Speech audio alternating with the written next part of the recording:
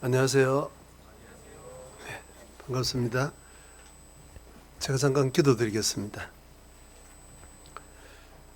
거룩하고 자비로우신 살아계신 우리 아버지 하나님, 그 크고 놀라우신 은혜와 사랑을 인하여 진심으로 감사드립니다. 죄 가운데 태어나서 주님을 등지고 오직 눈에 보이는 세상만을 쫓으며 살아온 저희들이었습니다. 그 결과는 나름대로 나에게 주어진 한 토막의 인생을 성실히 살아봤다고 자부해 보지만 되돌아 생각해 보면 마음속에 참된 만족과 안식이 없는 어두운 가운데 방황하던 이뤄진 영혼에 불과했습니다. 그러한 연약함과 어리석음으로부터 저희들을 주님의 십자가의 사랑으로 불러서 하나님의 자녀로 인쳐주시고 영원한 천국의 소망뿐만 아니라 이 세상을 살아가는 가운데서도 늘 눈동자처럼 지키시고 은혜로 인도해 주시는 그 사랑을 경험하며 살아갈 수 있도록 축복해 주신 은혜에 진심으로 감사드립니다. 항상 우리 마음 눈이 잠시 후에 모두 없어질 세상 것을 쫓지 아니하고 영원한 천국에서 우리를 위하여 예비해 놓으신 그 상급을 밝히 바라봄으로 말미암아 우리가 세상의 유혹과 죄에서 온전히 벗어날 수 있도록 주님 도와주시고 이 땅에서의 우리의 모든 삶이 영원한 천국과 연결되는 참으로 영생을 취하는 복된 걸음을 걸을 수 있도록 늘 은혜로 인도해 주시기를 간절히 바랍니다. 지금 갈릴리 수양관에서 충계 수양회가 진행되고 있습니다. 새로이 말씀을 듣는 모든 분들 구원함을 얻을 수 있도록 도와주시고 또 특별히 우리 동대문 교회가 또 봉사의 일로 참여하고 있습니다. 새로운 영혼들을 인도하고 또 그 영혼들이 오직 복음에만 몰두할 수 있도록 보이지 않는 곳에서 수고하는 그 봉사의 손길에 주님께서 함께해 주시고 즐거운 마음으로 참여할 수 있도록 축복해 주시며 또 무엇보다 건강을 지켜주시기를 간절히 바랍니다. 주님 다시 오시면 우리가 주님을 위해서 살아갈 수 있는 시간도 이뤄진 영혼을 건질 수 있는 기회도 영원히 없어집니다. 참으로 우리에게 주어진 그 기회를 결코 놓치지 않도록 주님 늘 우리 마음을 일깨워 주시기를 간절히 바랍니다. 또 이달 말부터 시작되는 13 또 23 구역 전도 집회에도 우리가 모든 힘을 다하여 준비할 수 있도록 도와주시고 또 그러한 수고와 희생을 바탕으로 주님 힘있게 역사해 주심으로 많은 영혼들이 인도되고 구원함을 얻을 수 있도록 주님 역사하여 주시옵소서. 오늘 교제의 시종도 주님께 온전히 부탁드립니다. 주님께서 예배하신 말씀으로 각 사람 마음속에 은혜로 친히 채워주시옵소서. 주 예수님 이름으로 감사하며 간절히 기도드렸습니다. 아멘.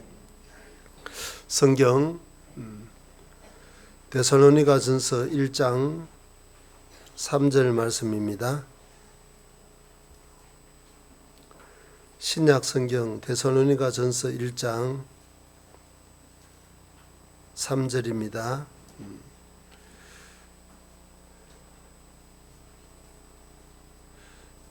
너희 믿음의 역사와 사랑의 수고와 우리 주 예수 그리스도에 대한 소망의 인내를 우리 하나님 아버지 앞에서 쉬지 않고 기억함이니. 우리가 이 말씀을 계속적으로 좀 배우고 있습니다. 특별히 사랑의 수고에 대해서 지난 주간에 조금 배웠는데 시간이 모자라서 오늘 좀 마무리하도록 그렇게 하겠습니다. 먼저 오늘 자리가 이렇게 많이 좀 비어 있는데 이유는 잘 아시죠?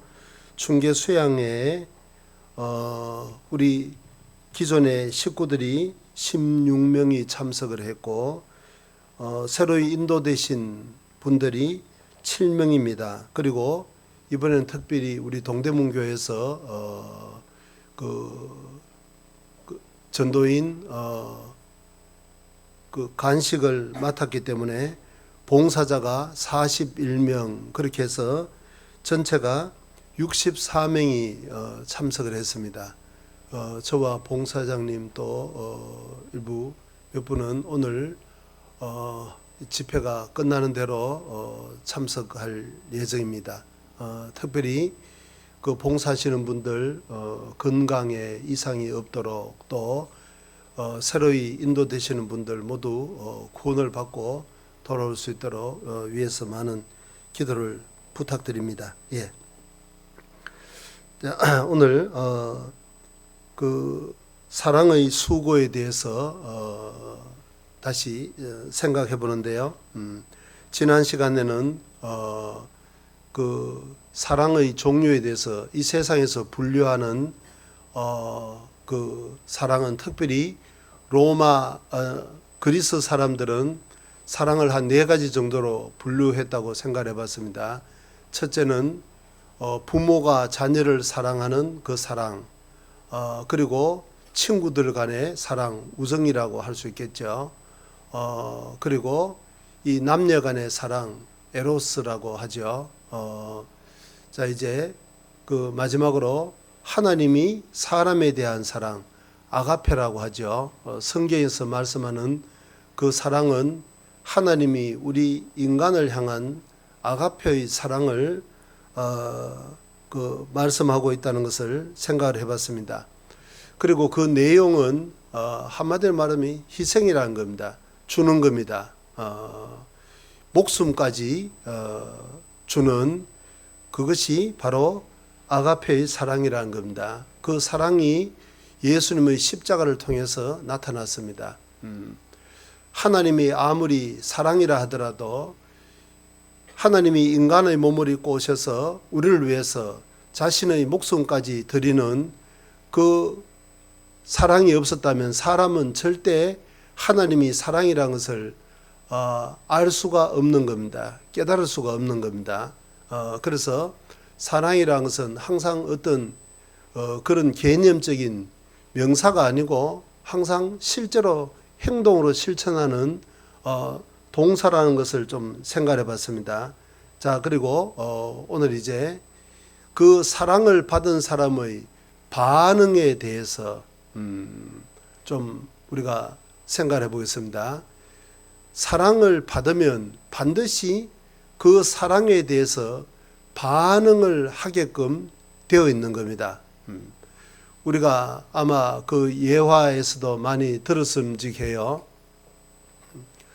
어떤 그 아이에게 어머니가 있었는데 이 아이는 어머니의 그 외모에 대해서 아주 불만이 많은 겁니다. 왜 그러냐니까 다른 친구들 어머니는 참 곱고 이쁜데 그 애의 어머니는 화상을 입어서 너무 흉측했다는 거예요. 그러니까 이분이 내 어머니라는 것을 이야기하기가 너무 애는 부끄러움을 느꼈다는 겁니다. 자, 그리고 이제 그것이 알려지는 것을 원치 않았기 때문에 일절 학교에는 못 오도록 그 자기 어머니에 대해서 아주 부끄러움을 느꼈다는 거죠. 그런데 어느 날 이 애가 도시락을 갖고 가지 않았기 때문에 어머니가 어쩔 수 없이 애가 배가 고플까 봐 도시락을 가지고 학교에 가게 되었습니다. 이제 그랬더니 그 학생의 어머니를 처음 보는 애들이 비웃고 조롱했습니다. 야, 너 어머니는 왜 저 얼굴이 저러냐고 비웃었어요. 그러니까 애가 그렇지 않아도 거기에 대해서 굉장한 열등감이 있었는데 이제 어머니가 와서 이제 그런 일이 생기니까 너무 그 속이 상했습니다. 학교에 돌아와서 가방을 내팽개치고 내가 그렇게 오지 말라고 했는데 왜 와서 그렇게 공개적으로 망신을 주느냐고 대들었습니다. 자, 어머니는 아무런 말씀도 하지 않고 눈물만 흘렸는데 그걸 퇴근해서 돌아온 아버지가 봤습니다. 그러면서 사진을 하나 꺼내왔습니다. 거기 보니까 자기 아버지하고 웬 아름다운 여성과 사이에 어린 갓난애가 있었습니다. 대충 짐작은 가시죠. 뒤에는 뭐 길게 설명 안 해도 될 것 같은데 이게 너가 돌 때 찍은 사진이다. 근데 이 여성분은 누구냐고 너 어머니라고 이야기를 했습니다. 그런데 지금 우리 어머니하고는 너무 다른데 어떻게 된 일이냐. 그래서 자 이제 요 사진을 찍은 직후에 우리 집에 불이 나서 이제 모든 것이 탔다. 그런데 마침 나와 너 어머니는 바깥에 있었는데 너가 집 안에 있었다고. 근데 아무도 불길이 너무 거세서 너를 구하러 뛰어들어가는 사람이 없었는데 어떤 여성이 그야말로 미친 듯이 사람을 해치고 다른 사람의 만류에도 불구하고 가서 너를 구해 나왔다. 그런데 너무 불길이 거세기 때문에 나오다가 넘어지는 물건에 맞아서 너 어머니는 얼굴의 아름다움을 다 잃어버리게 되었다. 자, 이렇게 너 어머니가 얼굴이 흉측하게 된 것이 바로 너 생명을 구하기 위해서 너 생명과 너 어머니의 얼굴을 바꾼 것이다. 자, 그 이유를 이야기해 줬습니다. 그리고 난 다음에 어떻게 됐을 것 같습니까? 이 애는 그 어머니의 그 흉측한 얼굴을 조금도 부끄러워하지 않았다는 거죠. 아니, 놀리는 친구들에게 자랑스럽게 이야기했습니다. 우리 어머니는 자신의 모든 아름다움을 잃어버릴 정도로 나를 사랑을 했다. 너희들은 그런 어머니를 모시고 있느냐. 아주 당당하게 자랑스럽게 조금도 부끄러워하지 않았습니다. 아니 오히려 너무 자랑스럽게 생각했다는 거죠. 자 보세요. 어머니의 외모는 똑같아요. 그 사실을 알기 전하고 알고 난 다음에 하고도 어머니의 외모는 바뀐 것이 전혀 없는 거예요. 그러나 어떻습니까? 그 사실을 깨닫고 난 다음에 그 아이 마음이 완전히 변했다는 겁니다. 그 사랑을 알기 전의 마음하고 알고 난 다음의 마음은 완전히 다른 사람의 마음이 되었다는 거죠. 자, 그것이 바로 우리 구원받은 그리스도인의 하나님의 사랑에 대한 반응이라는 겁니다. 하나님의 사랑은 뭐예요?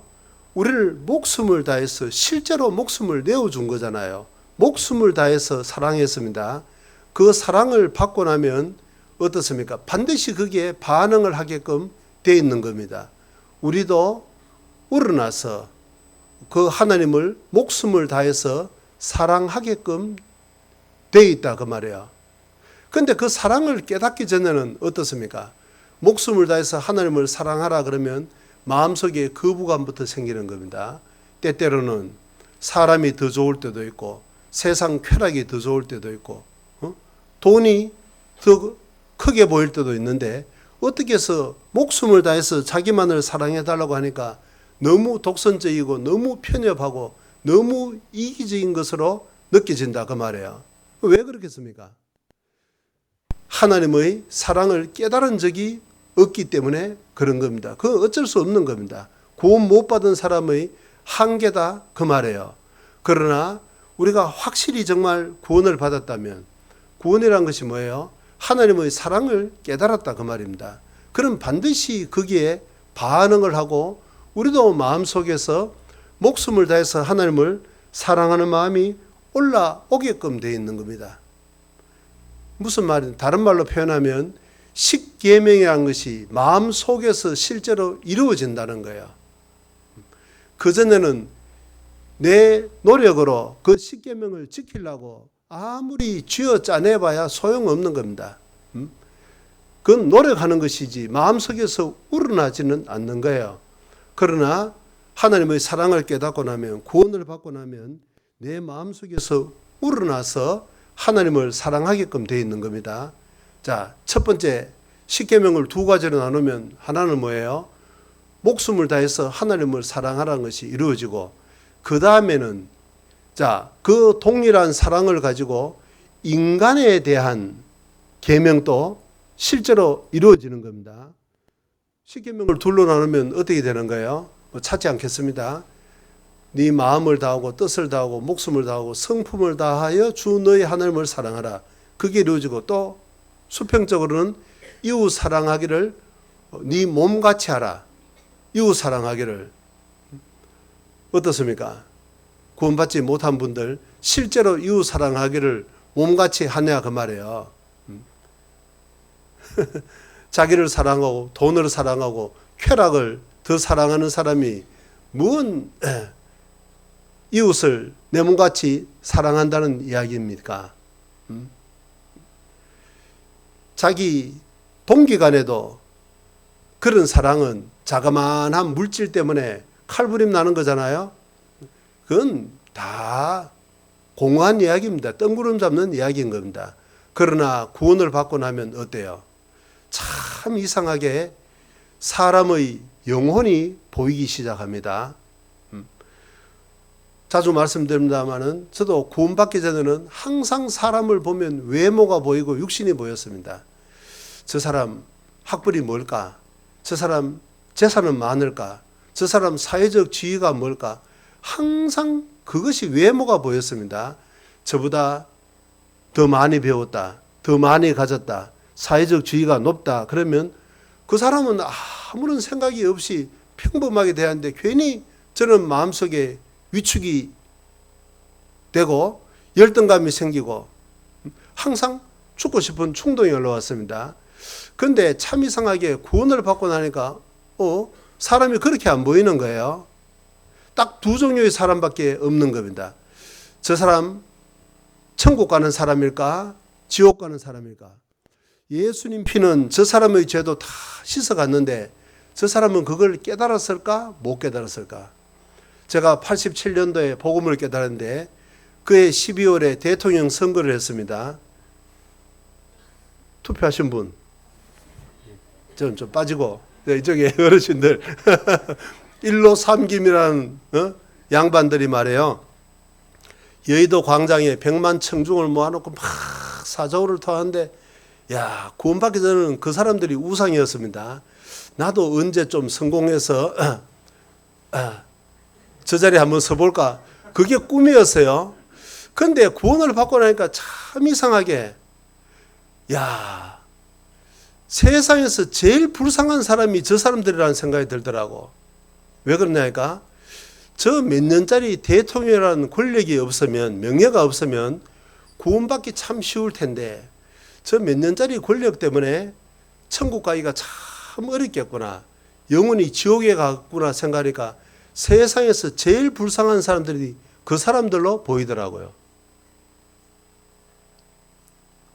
여러분 어때요? 우리 목사님 약간 좀 정신이 좀 안 좋은 모양이다. 자, 그렇게 생각이 되세요. 그 사람들이야 저를 뭐 미친 사람이라고 상대를 안 해주겠지만은 저는 솔직하게 마음속에서 우러나서 그렇게 보이는 거예요. 구원을 못 받은 사람은 이해 못 합니다.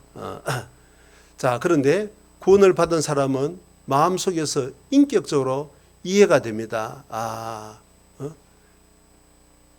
똑같은 마음을 가졌구나. 자, 그래서 구원을 받고 나면 사람을 볼 때 외모로 보는 것이 아니고 영혼의 상태가 보이는 거예요. 어때요? 지옥 가는 영혼을 건져야 되겠다는 간절한 마음이 올라오는 겁니다. 그게 뭐예요? 이웃 사랑하기를 몸같이 하는 겁니다. 내 영혼이 소중한 만큼 다른 사람의 영혼도 소중하게 보이는 거예요. 특별히 우선은 내 가족들을 중심으로. 자, 그래서 성경 보겠습니다. 요한복음 21장을 보죠.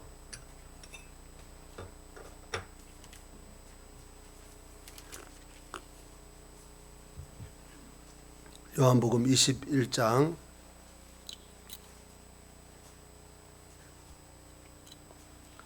15절부터 읽습니다.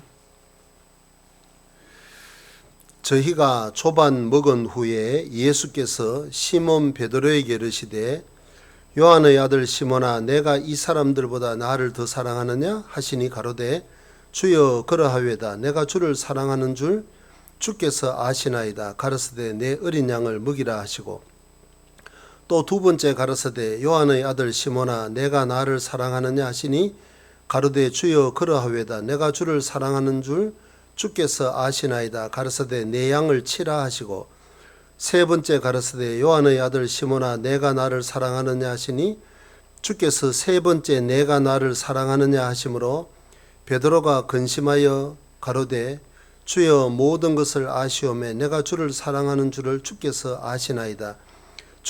예수께서 가라사대 내 양을 먹이라. 자,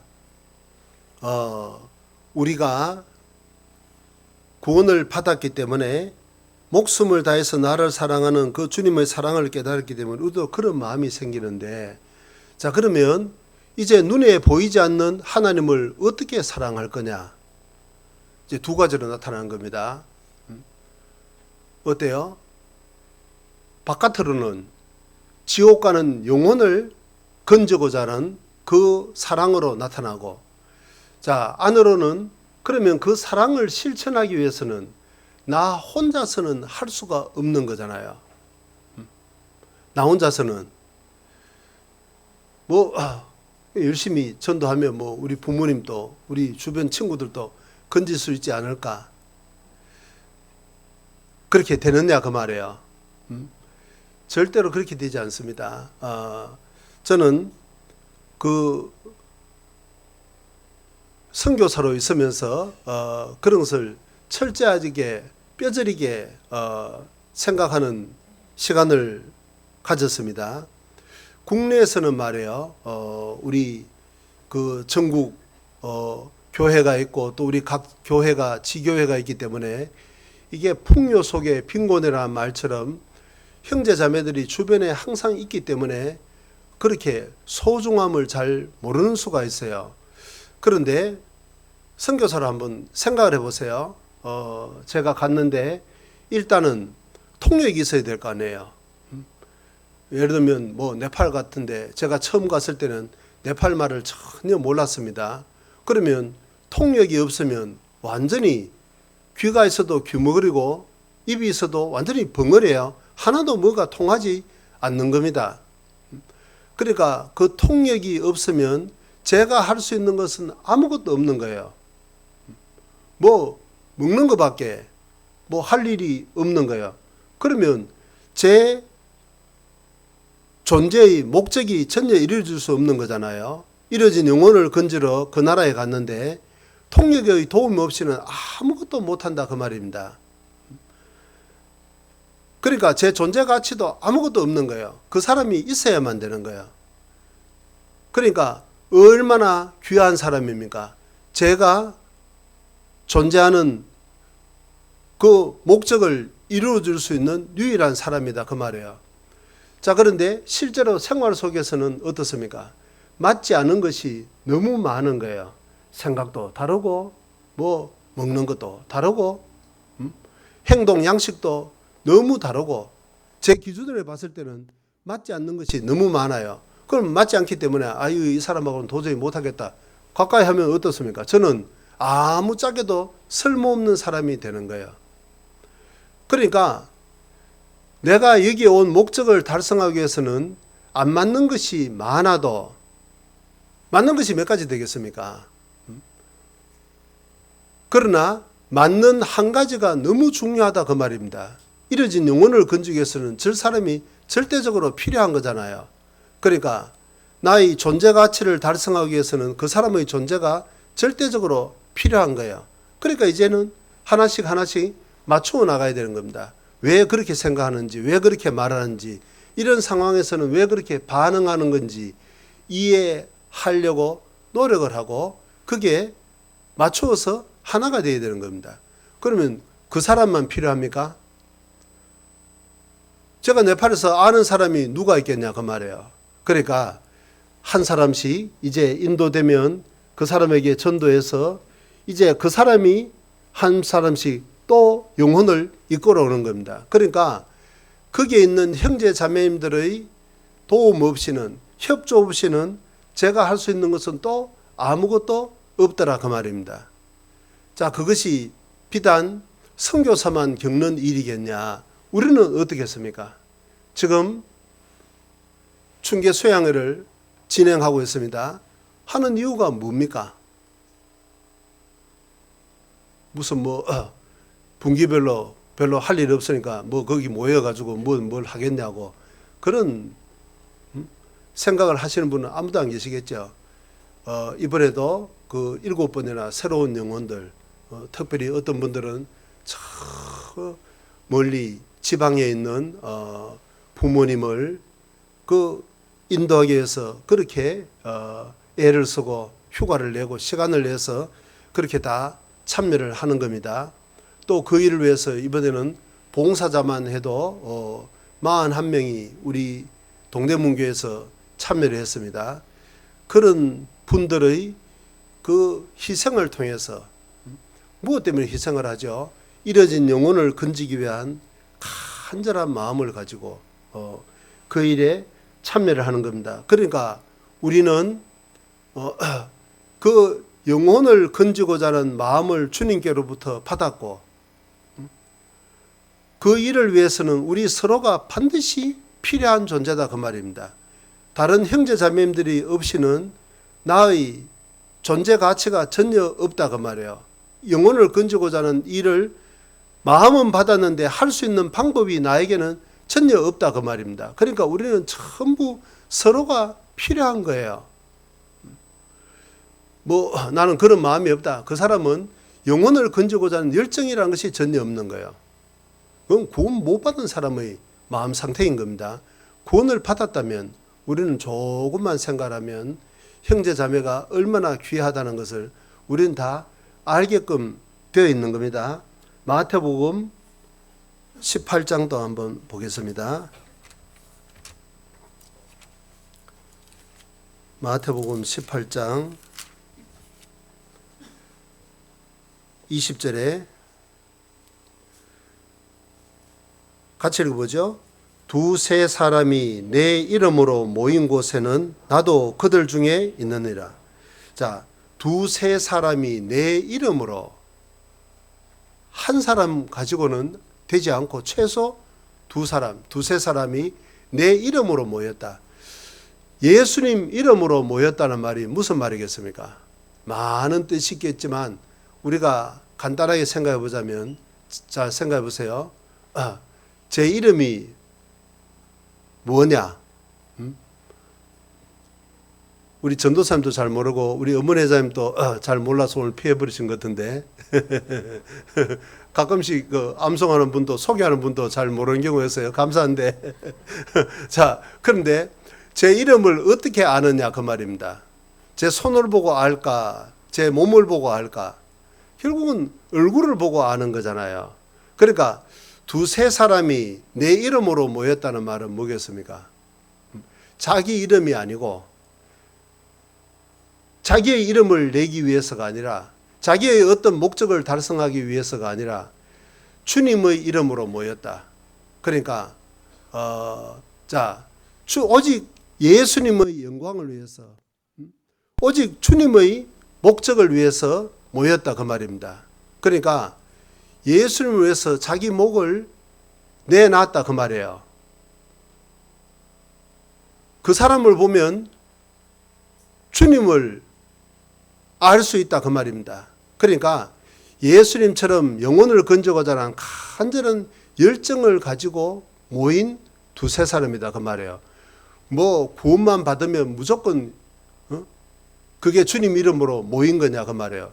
모이긴 모였는데 영혼을 건져고자 하는 열정도 없다. 지옥 가는 영혼을 건져고자 하는 간절한 마음도 없이 그냥 아무런 생각 없이 모였다. 그래 가지고는 그게 주님 이름으로 모였다고 이야기를 할 수가 없는 거잖아요. 나의 어떤 목적을 이루기 위해서, 나의 어떤 욕망을 채우기 위해서, 내 계획을 성취하기 위해서 모인 것이 아니고 오직의 주님의 이름으로 이뤄진 영혼을 건지고자 하는 간절한 모임으로 모인 그 두세 사람입니다. 그걸 다른 말로 뭐라고 하죠? 교회라고 하는 겁니다. 교회. 요한 1서 4장입니다. 요한 1서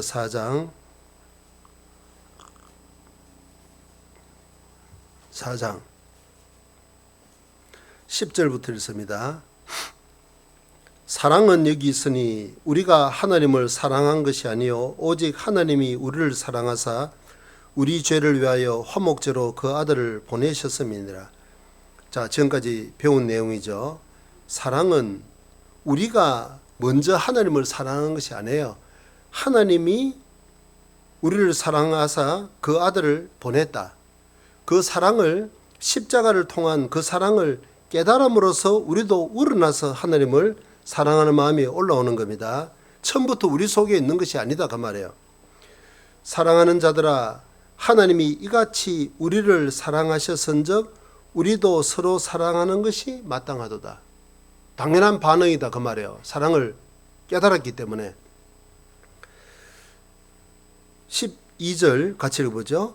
어느 때나 하나님을 본 사람이 없어되 만일 우리가 서로 사랑하면 하나님의 사랑이 우리 안에 거하시고 그의 사랑이 우리 안에 온전히 이루느니라. 자, 참 중요한 말씀입니다. 어느 때나 하나님을 본 사람이 없어되, 구원을 받아도 우리가 하나님을 본 적은 없어요. 그러나 만일 우리가 서로 사랑하면 우리는 서로 필요한 존재다 그 말입니다. 저 형제님, 저 자매님이 없으면 나의 존재 가치가 완전히 없어지는 서로 필요한 존재다 그 말이에요. 우리가 서로 사랑하면 하나님의 사랑이 우리 안에 거하시고, 우리가 서로 사랑할 때 이뤄진 영혼을 건지고자 하는 간절한 마음으로 여기에 모여서 어떻게 하면 그 일을 달성할까, 서로 위해서 기도하고 서로 교제하고 서로의 약점을 보완해주고, 자, 그렇게 복음을 위해서 합력할 때 그때 하나님이 우리 안에 거하시고 우리 안에서 일하시는 겁니다. 그의 사랑이 우리 안에 온전히 이루느니라. 하나님의 사랑이 우리를 통해서 온전히 이루어진다 그 말입니다. 그러니까 밖으로는 구원의 역사가 나타나고 안으로는 정말 형제자매를 귀히 생각하고, 저분이 없으면 저분이 있기 때문에 내 존재 가치가 이루어진다는 존중하게 존경을 하고 존중을 한다 그 말입니다. 그런데 영혼을 건지고자 하는 열정이 없으면 형제자매를 아주 쉽게 소홀하게 대할 수가 있다는 겁니다. 외모로 판단하고, 저 사람 별로 배운 것도 없는 것 같은데, 사회적으로 내세울 것도 없는 것 같은데, 자, 이런 식으로 외모로 판단해서 사람을 무시한다는 것은 어때요? 이 마음속에 영혼을 건지고자 하는 열정이 전혀 완전히 식어버리기 때문에 그런 겁니다. 그런 사람은 어떻습니까? 주님의 이름으로 모인 것이 아닌 거잖아요. 자기의 유익을 위해서 모인 것밖에, 온 것밖에 안 되는 겁니다. 자, 그래서 우리는 복음을 위해서 하나가 되어야 되는 겁니다. 이게 뭐냐 그 말이에요. 이것이 바로 십계명이 실제로 우리 속에서 이루어지는 과정이다 그 말입니다. 여러분, 오늘 사랑이라는 것을 조금 그 교회와 연관되어서 생각해 봐요. 어때요? 하나님이 그 십계명을 누구에게 줬습니까? 모세라는 사람에게 줬습니다. 그 모세라는 사람에게 주고 어때요? 그 십계명을 안치하는 그 방법까지 말씀해 주셨잖아요. 언약궤를 만들고 법궤를 만들고 거기에 십계명을 보관하도록 했습니다. 그 십계명이라는 것이 뭐냐 그 말이에요. 지금까지 우리가 생각해 봤던 거죠. 마음을 다하고 목숨을 다해서 하나님을 사랑하고 이웃 사랑하기를 몸같이 하라는, 여러분 그것이 십계명의 의미인 거예요. 그러면 생각해 보세요. 그 십계명을 보관하는 장소가 광야에서는 성막이었고 가나안 땅에 들어와서는 성전이었고, 어때요? 성막이든 성전이든 진정으로 하나님의 거하는 장소가 되기 위해서는 반드시 거기에 십계명이 있어야만 됐던 겁니다. 아무리 성막을 식양대로 지었다 하더라도 거기에 언약궤가 없으면, 십계명이 없으면 아무런 의미가 없고, 성전이라는 것도 거기에 십계명이 없으면 진정한 성전이 될 수가 없었던 거잖아요. 그러면 진짜 성막이든 성전이든 그게 하나님이 거하시는 장소였는데, 하나님이 거하시는 방법이 뭐냐면 십계명을 근거로 하나님이 그들과 함께 하셨다는 겁니다. 그럼 보세요. 그런데 구약의 그 성막도 이제 나중에는 성전으로 바뀌었고, 그 성전도 어떻습니까? 완전히 불사른 바 되었습니다. 그 왜 그렇겠습니까? 그게 진정으로 하나님의 사랑이 이루어지지 않았기 때문에 그렇다 그 말입니다. 목숨을 다해서 하나님을 사랑하고 이웃 사랑하기를 몸같이 하는 그 십계명이 온전히 이루어지지 않았기 때문에 그걸 바벨론에서 완전히 불살라버리고 이제 십계명은 이 땅에 그 성전은 이 땅에 없어져 버린 거예요. 이걸 뭐 오늘 다 설명드릴 시간은 없습니다. 자, 이 세상에 지금 성전이라는 것이, 그 법궤라는 것이 없는 거잖아요. 그런데 요한계시록 11장에 보면 그 법궤가 하늘 성소에 있다, 하늘에 있다 이렇게 기록이 되어 있습니다. 그러니까 이 땅에서는 그 진정한 성소가, 하나님이 거하실 처소가 없었다 그 말입니다. 그럼 이제 진짜가 오는 거잖아요. 그게 무엇이었습니까? 예수님이었습니다. 예수님의 몸이었습니다. 요한복음 2장을 한번 보죠. 요한복음 2장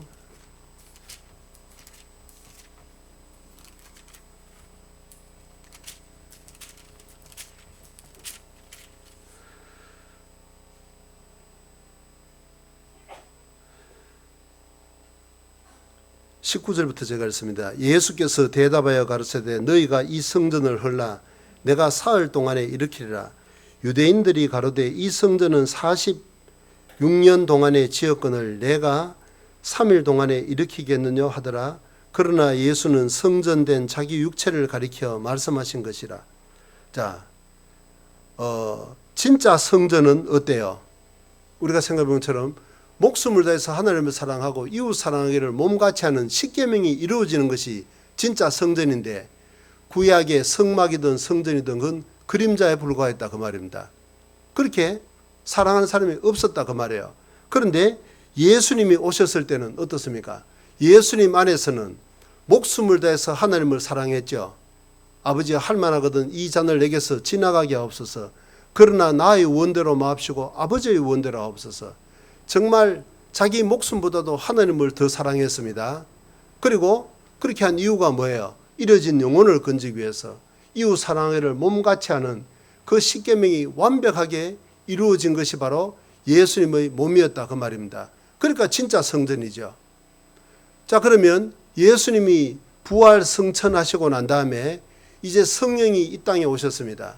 성령이 이 땅에 오시고 난 다음에 또 진짜 성전은 또 이루어지는 겁니다. 그게 뭐예요? 아까 우리가 요한일서 4장에 살펴봤던 겁니다. 우리가 서로 사랑할 때, 우리가 왜 사랑하죠? 잃어진 영혼을 건지기 위해서는 우리가 서로 필요가 한 존재다 그 말입니다. 저 형제님이, 저 자매님이 없어는 우리가 구원의 역사를 일으킬 수가 없다 그 말이에요. 시편 133편입니다.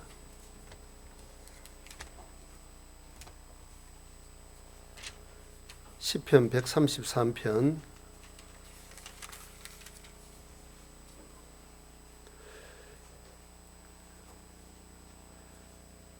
1절부터 제가 읽겠습니다.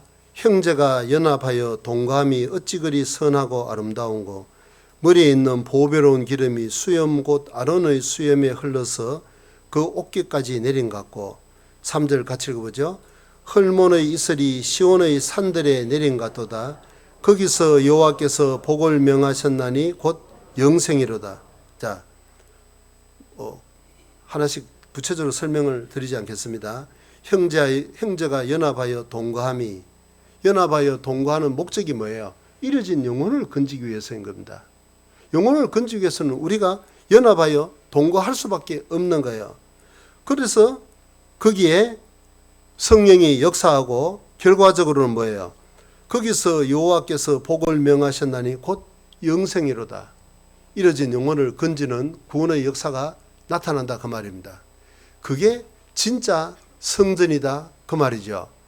그러니까 우리가 구원을 받은 결과로 그 하나님의 사랑을 깨달은 결과로 십계명이 우리 가운데서 온전히 이루어지고 그걸 바탕으로 사랑의 하나님이 역사하심으로 구원받는 역사가, 영생의 역사가 계속적으로 일어난다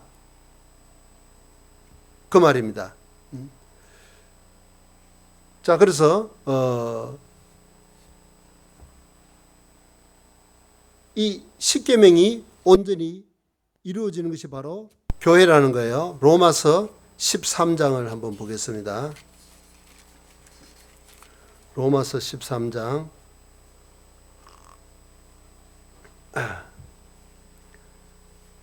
8절 제가 읽습니다. 로마서 13장 8절부터 피차 사랑의 빛 외에는 아무에게든지 아무 빛도 지지 말라. 남을 사랑하는 자는 율법을 다 이루느니라. 간음하지 말라, 살인하지 말라, 도둑질하지 말라, 탐내지 말라 한 것과 그 외에 다른 계명이 있을지라도 내 이웃을 내 자신과 같이 사랑하라 하신 그 말씀 가운데 다 들었느니라. 같이 읽어보죠. 사랑은 이웃에게 악을 행치 아니하나니 그러므로 사랑은 율법의 완성이니라. 율법은 구절 하나하나를 지키는 것이 아니고 우리가 사랑 가운데서 이뤄진 영혼을 건지고자 서로를 귀하게 생각하고 서로를 존경하고 서로를 아끼고 그런 가운데 이 율법은 이루어진다는 거예요. 우리 가운데. 자, 그래서 이제 우리가 사랑을 받은 사람의 반응에 대해서 잠깐 생각해 봤습니다. 첫째는 뭐예요? 하나님을 사랑하는 마음이 올라오고 그 다음에는 영혼을 건지고자 하는 열정이 올라오고 그걸 이루기 위해서는 반드시 먼저 구원받은 우리가 하나가 돼야 된다는 거예요. 자, 그러면 이제 마지막으로 한 가지를 더 생각해 봐요. 그러면 구체적으로 그것이 어떻게 표현될 거냐? 형제 자매를 사랑한다는 것이. 자, 첫째는 성경 전체에서 다루고 있기 때문에 그걸 어떻게 짧은 시간 안에 이야기를 할 수 있겠습니까? 근데 이제 한 크게 두 가지 정도만 생각을 해봐요. 그 하나는 뭐냐면 반드시 희생을 통해서 나타난다는 거예요. 사랑이라는 것은. 지난 시간에도 그런 말씀 드린 것 같아요. 여러분 잘 생각해 보세요. 사랑하지 않고도 줄 수가 있어요. 사랑하지 않고도 거지가 불쌍해서 우리가 동양을 할 수 있잖아요. 자, 그런데 그걸 사랑한다는 그런 느낌이 어디 있냐고. 사랑하지 않고도 줄 수가 있는데, 근데 내가 어떤 사람을 사랑한다면 어떻게 되겠어요? 반드시 주는 것으로 나타나는 거예요. 반드시 주는 것으로. 사랑을 하는데 안 준다, 그런 것은 없다는 겁니다. 바꿔 말하면 사랑은 반드시 주는 것을 통해서 표현이 되는 거예요. 지금까지 여러 차례 생각해 봤습니다. 하나님은 자체가 사랑이십니다. 그런데 하나님이 아무리 우리를 사랑한다고 해도 하나님의 사랑이 예수님의 십자가를 통해서 나타나지 않으면, 우리를 위해서 목숨을 주는 것으로 나타나지 않으면 사람은 죽었다 깨어나도 사랑을 모르는 겁니다. 못 느끼는 겁니다. 그건 이론이지 교리에 불과하지 마음속에 감동으로 마음을 움직이는, 내 생활을 변화시키는 힘으로는 절대로 오지 않는다는 거예요. 마찬가지로 우리가 정말 하나님을 사랑한다 그러면 어때요? 그것이 말로만, 마음으로만 그치지 않고 반드시 행동으로, 생활로 나타나게끔 되어 있다 그 말입니다. 반드시 주는 것으로 나타나는 거예요. 그런데 그 다른 말로 하면 희생이라고 할 수 있을 텐데, 희생. 자, 그런데 사랑이 동기가 된 희생, 그러면 우리는 어떻습니까? 당장 부담을 느끼잖아요. 어이구야, 뭘 해야 되는 거다. 그건 고생이고 수고하는 거다. 예, 그런데 우리가 오늘 또 읽었던 것처럼 사랑의 수고, 사랑은 반드시 다른 사람들이 객관적으로 볼 때는 수고하는 것으로 나타나는 거예요. 부모가 자기 자녀를 사랑하기 때문에 자녀를 위해서 먹을 거 먹지 않고, 쓸 거 쓰지 않고, 입을 거 입지 않고 다 희생을 해서 자녀를 위해서 다 주는 겁니다. 자, 그런데 그게 사랑이 동기가 되었을 때는 어떻습니까? 그 수고하는 사람이 고생으로 느낄까, 아니면 큰 보람으로 느낄까? 이거 아무 생각이 없는 것 같아요, 이쪽은. 그걸 내가 어쩌다 저런 자식을 낳아서 내가 이 고생을 해야 되는데, 내가 먹을 것도 못 먹고 입을 것도 못 입고 누리고 싶은 것도 못 누리고 너무 고생한 저 자식 안 낳을 걸 그랬다. 그런 부모는 아무도 없다 그 말이에요. 사랑이 동기가 되면 내가 희생을 하지만 틀림없이 수고하는 모습으로 나타나요.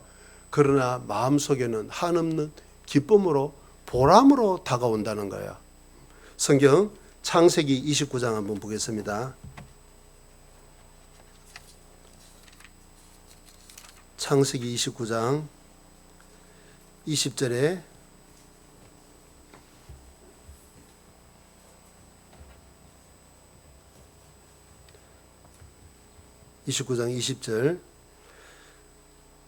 야곱이 라헬을 위하여 7년 동안 라반을 봉사하였으나, 같이 읽어보죠. 그를 연애하는 까닭에 7년을 수일같이 여겼더라.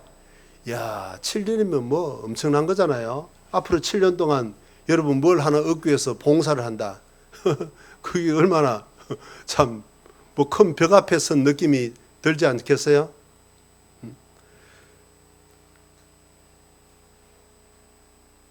칠 7년 간단하게 수고하는 것이 아니라 목동이잖아요. 거기 보면 야곱이 스스로 간증했습니다.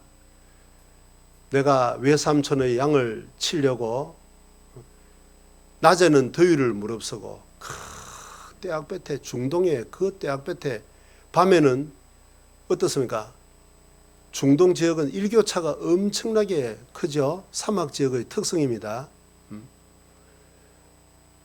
낮에는 40도가 넘어가고 밤에는 영하로 떨어지는 엄청난 일교차 때문에 바위가 터지고, 낮엔 늘어났다가 밤에는 수축이 되고 하니까 바위가 터지는, 눈 붙일 겨를도 없이 지내었었나이다. 그 거짓말이 아니다 그 말입니다.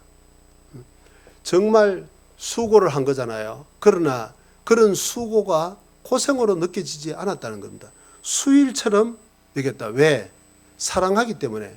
여러분, 사랑이 동기가 되면 그게 그렇게 고생으로만 느껴지지 않습니다. 뭐 저도 제 이야기 하라니까 조금 어색한데, 우리 집 사람이 없으니까 살짝만 하죠. 교회에서 소개를 받고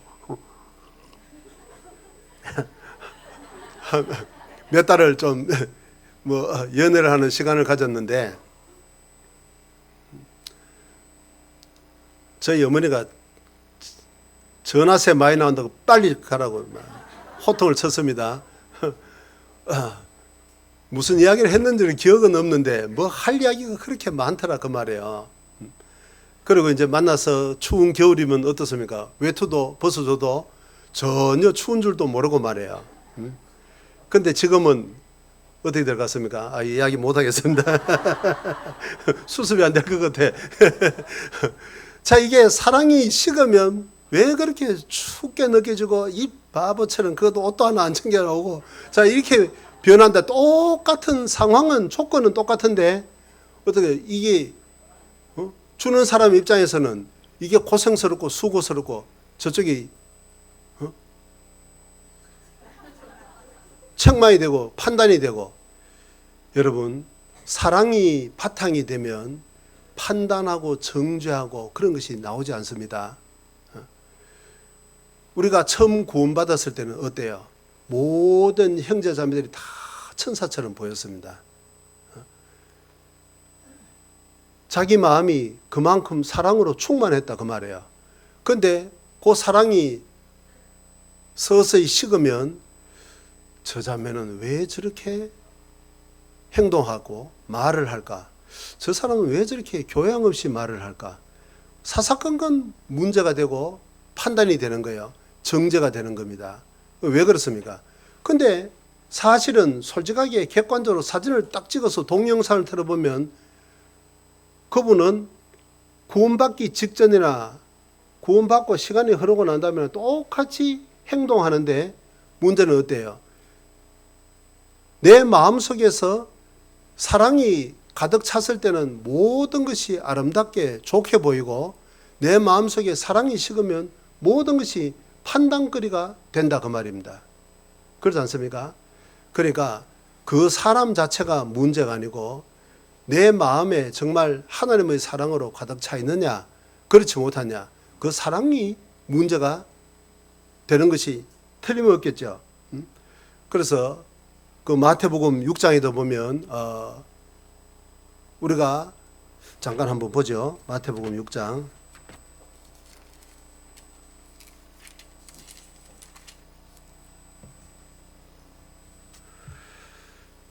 2절에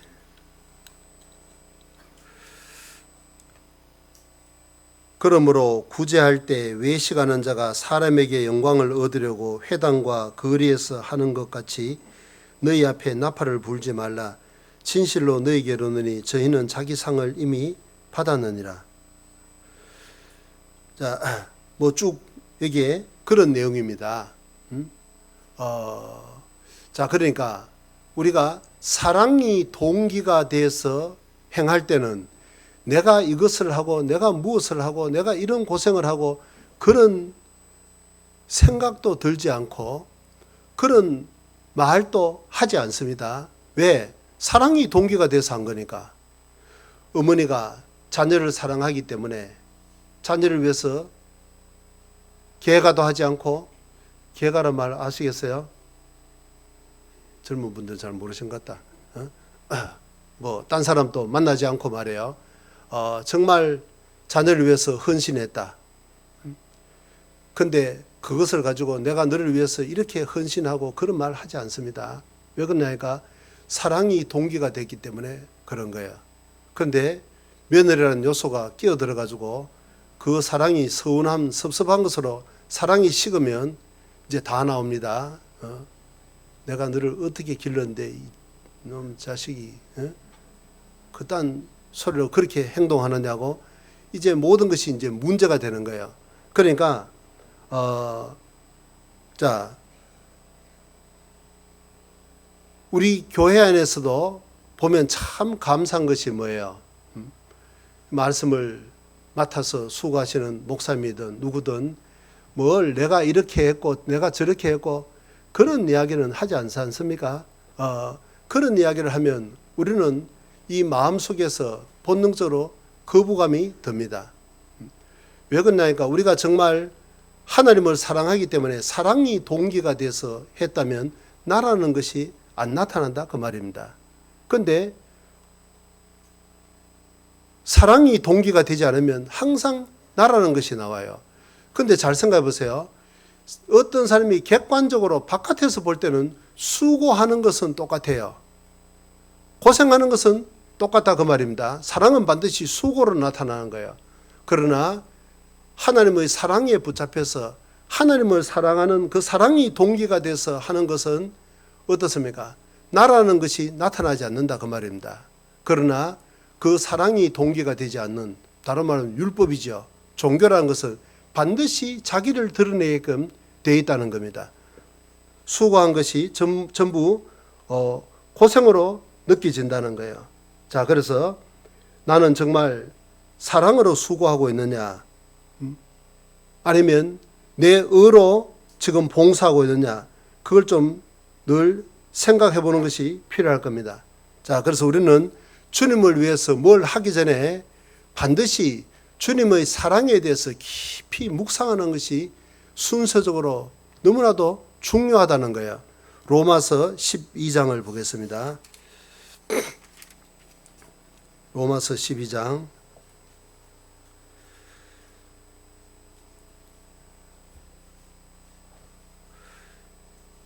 1절에 그러므로 형제들아 내가 하나님의 모든 자비하심으로 너희를 권하노니 너희 몸을 하나님이 기뻐하시는 거룩한 산제사로 드리라. 이는 너희의 드릴 영적 예배니라. 형제들아, 구원받은 사람을 보고 지금 권면하고 있습니다. 내가 하나님의 모든 자비하심으로 너희를 권한다. 내용이 뭐냐? 뭘 권하느냐? 너희 몸을 하나님이 기뻐하시는 거룩한 산제사로 드리라.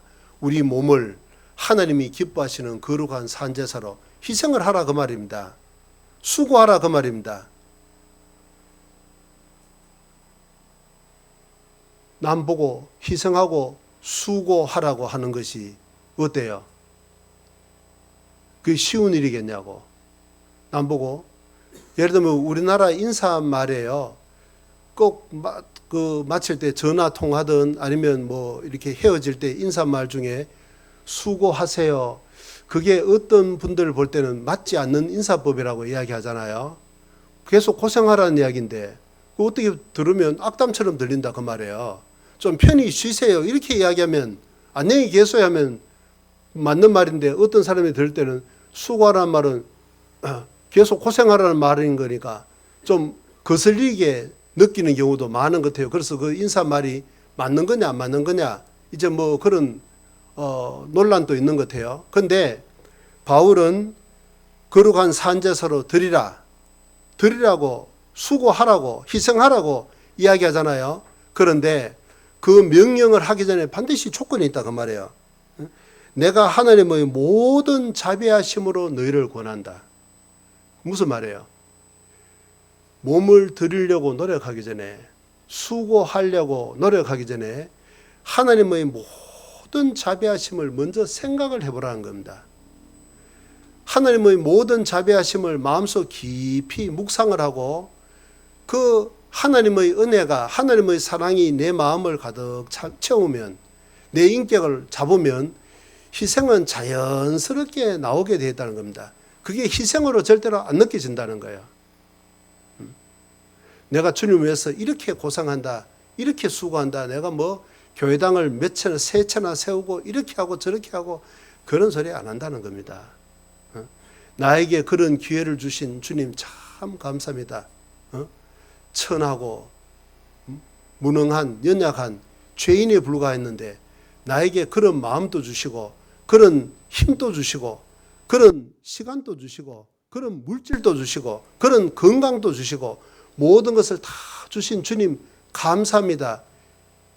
그렇게 반응을 하지 내가 이렇게 하고 저렇게 하고 얼마나 수고했고 그런 소리 하지 않는다는 건 사랑이 빠져있다는 겁니다. 그러면 뭐 그런 사랑이 가득 채울 때까지 아무것도 안 해야 되느냐 그런 이야기는 또 아니에요.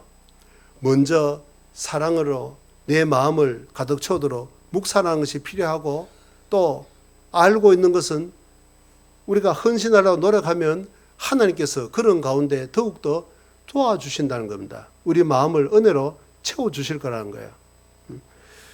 자, 그래서 우리가 형제 자매들에 관한 부분들도 마찬가지인 거예요. 자, 이제 우리가 그 사랑을 깨달았으면 반드시 반응을 하는데, 그 반응을 하는 것이 먼저는 교회 안에서 수고하고 희생하는 것으로 나타난다. 나의 유익을 구치 아니하고 다른 사람의 유익을 구하는 이타적인 것으로 반드시 생각해 보세요. 지옥과 영혼을 건지기 위해서는 그 사람에게 우리가 무언가를 주는 거잖아요. 희생하지 않고 어떻게 입만 가지고 전도가 되겠냐고. 그 사람을 위해서도 희생하고, 우리 교회 안에서도 이뤄진 영혼을 건지기 위해서 지금 또 41명이나 되는 분들이 수양관에 가서 그렇게 수고하고 헌신하고, 어떻습니까? 전부 영혼하고 연결이 되어 있는 일에 참여한다, 그 말입니다. 그 다음 또 하나는 수많은 것이 있겠지만 시간이 없으니까 한 가지만 생각해 보죠. 이 교회 안에서 하나가 되기 위해서 용서하는 것으로 반드시 나타난다는 거예요. 용서하는 것으로. 잠언 17장 찾겠습니다. 잠언 17장 9절. 잠언 17장 9절. 허물을 덮어주는 자는 사랑을 구하는 자요, 그것을 거듭 말하는 자는 친한 것을 이간하는 자니라. 허물을 덮어주는 자는 사랑을 구하는 자다. 하나님의 사랑이 내 마음을 잡으면 어떻습니까? 반드시 다른 형제 자매들의 허물을 덮어주는 것으로 나타납니다. 판단하고 정죄하고 나도 갚아줘야 되겠다, 그런 것으로 눈에는 눈, 이에는 이, 율법이라는 거잖아요. 세상 사람들은 그런 겁니다. 이거 계속 참다가는 이거 암 생기겠다, 한 번만 전부 모아놨다가 한번 폭발한다. 자, 이런 식으로 말해요. 세상 사람들은 그렇게 반응할지라도 우리는 어떻습니까? 허물을 덮어주는 것으로 그 고비만 잘 넘기면 하나님께서 마음속에 승리감으로 하나님께서 안식으로 채워주시는 겁니다. 잠언 19장입니다. 잠언 19장 11절 같이 읽어봅니다. 노하기를 더디하는 것이 사람의 슬기요, 허물을 용서하는 것이 자기의 영광이니라. 허물을 용서하는 것, 다른 사람이 나에게 상처를 준 것을 용서하는 것, 그것이 자기의 영광이니라. 이 땅에서도 어떻습니까? 너그러운 사람을 다 알아줍니다. 존경합니다. 그리고 자기의 영광이다, 주님 앞에 갔을 때 얼마나 큰 영광이 있지 않겠냐, 그 말이에요. 사람이 알아주지 못한 것은 하나님은 다 알아주십니다. 하나님은 다 위로해 주시고, 그 마음속에 잘하였도다 착하고 충성된 종아. 자, 우리가 주님을 생각함으로써, 주님의 사랑을 생각함으로써 다른 사람을 용서하는 거니까 하나님께서 마음속에 틀림없이 채워주시는 위로와 격려가 있다는 겁니다. 에베소서도 한번 봅니다. 에베소서 4장, 에베소서 4장 32절에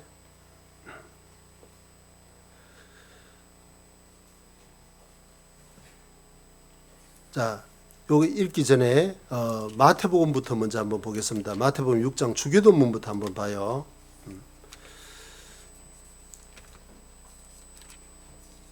마태복음 6장 12절. 우리가 우리에게 죄 지은 자를 사하여 준 것 같이 우리 죄를 사하여 주옵시고. 제가 구원받고 얼마 되지 않았을 때 어떤 사람이 이 성경 말씀을 가지고 어떻게 사람이 구원받았다고 그렇게 교만하게 이야기를 할 수 있냐. 여기 틀림없이 예수님 말씀에 우리가 우리에게 죄 지은 자를 사하여 준 것 같이 순서가 우리가 먼저 다른 사람의 죄를 용서해야만 우리 죄를 하나님도 우리 죄를 사해 주신다. 우리가 구원받기 위해서는 먼저 다른 사람의 죄를 내가 먼저 용서해야 된다. 이렇게 이야기를 했습니다. 저도 잠깐 헷갈렸지만 그렇지 않다는 것은 조금만 생각해보면 알았습니다. 왜 그러냐니까 보세요. 우리가 구원받는데 무슨 조건이 붙는다면 어떻습니까? 하나님이 우리 죄를 용서한 것은 지금이 아니고 내가 어떤 조건을 만족시킬 때 지금 우리 죄를 용서하신 것이 아니고 이미 2000년 전에 십자가에서 다 이루었다 그랬잖아요. 그 구원이 마음속에 확실히 믿어져 있기 때문에 순간적으로 약간 이게 무슨 뜻일까? 혼란은 있었지만 정리되는 데는 별 어려움이 없었습니다. 순서가 뭐예요? 이 말씀은 구원을 받은 사람에게 하는 이야기예요. 먼저 영원한 속죄를 깨달은 사람에게 하는 말씀이잖아요. 우리가 구원받은 사람입니다. 그러니까 구원은 뭐죠? 예수님의 피를 통해서 하나님께서 일방적으로 우리 죄를 영원히 없앤 거잖아요. 그걸 깨달은 사람은 이제 우리가 일상생활을 하는 가운데서 나에게 상처를 준 사람의 죄도 용서를 해야 된다는 겁니다. 용서 안 해도 지옥 가는 일은 없습니다. 그러나 징계가 더욱더 커진다는 거예요. 이 징계에 해당되는 문제지 구원에 해당되는 말씀이 결단코 아니죠. 자, 아까 찾았던 에베소서 말씀도 똑같은 말씀입니다. 에베소서 4장 32절에 에베소서 4장 32절 서로 인자하게 하며 불쌍히 여기며 서로 용서하기를 하나님이 그리스도 안에서 너희를 용서하신 것 같이 하라. 이 순서가 틀림없이 그렇게 되어 있죠. 서로 용서하기를 서로 구원받은 그리스도인이 서로 용서하는 거예요. 그것은 어떻게 그럴 수 있느냐? 하나님이 그리스도 안에서 너희를 용서하신 것 같이 하라. 먼저 구원을 받았으면 그 구원을 근거로 우리가 깨달은 복음이 뭐예요? 죄 사함이잖아요. 하나님이 우리 죄를 용서해 준 겁니다. 그걸 깨달았기 때문에 우리도 나에게 상처를 주는, 나에게 죄를 짓는 다른 형제자매를 용서하는 것으로 반드시 나타나야 된다 그 말이에요. 마태복음 18장에는 아주 많은 지면을 할애해서 1만 달란트 탕감받은 사람이 구원입니다. 계산할 수 없다 그 말이에요. 자, 그런데 그 사람이 자기는 그렇게 엄청난 빚을 탕감받으면서 100데나리온 자기에게 빚진 사람을 옥에 가두었습니다. 어떻습니까? 우리가 구원받은 것은 1만 달란트 탕감을 받은 엄청난 은혜였는데, 그런데 그 큰 사랑을 깨달은 사람이 자기에게 빚진 100데나리온 그 사소한 것을 용서하지 못하는 사람은 어떻습니까? 마음속에 결단코 평강이 없다 그 말입니다. 지옥 간다는 이야기가 아니라 평강이 없다는 것을 우리에게 교훈하고 있는 겁니다. 그래서 자, 사랑의 수고 가운데 하나는 어때요? 우리가 신앙생활하면서 교회 안에서 때때로 상처를 받는 경우도 있고 주는 경우도 있다는 거예요. 그럴 때 반드시 주님의 사랑을 생각함으로 용서하는 것이 반드시 필요하다는 겁니다. 그 용서는 큰 용기가 필요하고 넓은 마음이 필요하고 그 용서는 희생이라는 겁니다. 세상은 갚아줘 버린 것이 훨씬 더 편한 거잖아요. 눈에는 눈, 이에는 이. 저 사람이 나에게 상처를 줬기 때문에 나도 되갚아 줘버리고 싶은. 자, 그런데 그런 인간의 본성을 말씀으로 극복을 했을 때 하나님이 얼마나 큰 상급으로 채워주지 않겠냐. 요셉을 보십시오. 자기를 팔아버린 그게 말이 형이지 완전히 원수보다도 그런 원수가 없는 겁니다. 탈무에도 형제가 원수가 되면 가장 지독한 원수가 된다 그러잖아요. 형제는 위험이 올 때 자기 몸을 날려서 자기 동기간을 보호해 주는 것이 형제인데 어떻게 해서 형제가 그 시기심 때문에 인신매매를 할 수 있겠냐고. 그러나 요셉은 깨달았습니다. 하나님께서 자기를 총리 대신에 앉히기 위해서는, 구세주로 만들기 위해서는 형들이라는 환경이 반드시 필요했다 그 말입니다. 오늘날 우리 각 사람도 마찬가지겠죠. 나를 단련하고 나를 더 큰 제목으로 그릇을 넓히기 위해서는 때때로 형제 자매를 통해서 오는 상처도 있을 수 있다 그 말입니다. 그걸 우리가 주님의 사랑을 생각함으로써 나도 용서를 했을 때 내 그릇도 키워지는 동시에 하나님이 나를 위해서 예비해 놓으신 상급도 너무나도 크다는 거예요. 나를 쓰기 위해서는 그런 과정이 반드시 필요하다는 겁니다. 다윗의 생애도 마찬가지였고 예수님도 저들의 죄를 저들에게 돌리지 마십시오. 그렇게 기도하셨잖아요. 자기를 십자가에 못 박는 그들의 죄까지도 다 용서하셨습니다. 아, 그거야 뭐 예수님은 죄 없는 하나님의 아들이니까 그렇지. 그럴까요? 스데반도 똑같은 우리와 같은 성정을 가졌고 아담의 후손이었는데 스데반의 마지막 기도도 예수님과 똑같은 기도를 했습니다. 어떻습니까? 우리도 형제 자매를 용서한다는 것은 큰 용기가 필요하고 정말 그릇이 큰 사람이 하는 거예요. 그것도 하나의 희생인 겁니다.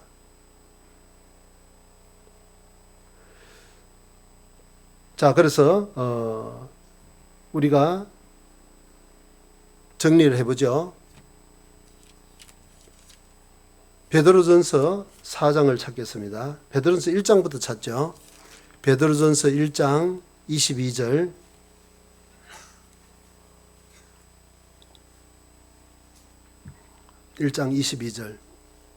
같이 읽어봅니다. 너희가 진리를 순종함으로 너희 영혼을 깨끗하게 하여 거짓이 없이 형제를 사랑하게 이르렀으니 마음으로 뜨겁게 피차 사랑하라. 예. 너희가 진리를 순종함으로 이 복음의 진리를 마음속에 받아들였습니다. 구원이다 그 말이에요. 구원을 받음으로 너희 영혼을 깨끗하게 했다. 우리 영혼이 거룩하게 되었습니다. 죄에서 구별되었습니다. 구원을 받아도 죄성은 남아있지만 새로운 영이, 깨끗한 영이, 성령이 들어왔다 그 말입니다. 하나님의 성품이 우리 마음속에 들어온 거예요. 그 성품은 하나님 성품은 사랑입니다. 자, 그래서 하나님의 성품을 받아서 거짓이 없이 형제를 사랑하게 이르렀다.